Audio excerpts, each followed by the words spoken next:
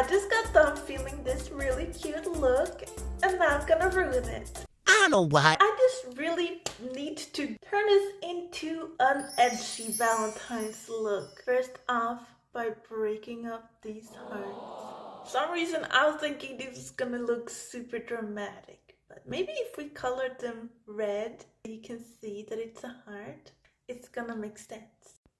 And then we add just a bit of black because we are just so edgy. My Chemical Romance? Who?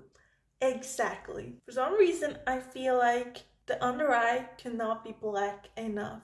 I need to look like a panda right now. Like right now. And I'm going to fluff it out with the gray eyeshadow because, ooh, raccoon. Oh. I'm officially off the rails. I'm officially off the rails. I guess I'm not very good at drawing hearts. To really drive home just how sad those hearts are, I'm going to draw hearts in shades. And I'm not very good at drawing. I really tried my best, y'all. This is too pink. Big ass wing.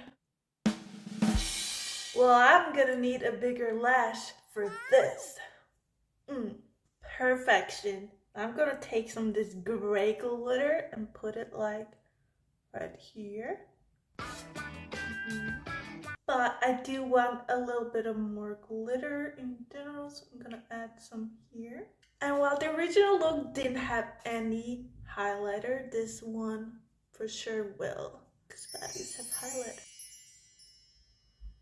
And lastly, obviously we gotta do a black lip, but I do still want some red in the middle, so we're gonna make a wee bit of an ombre.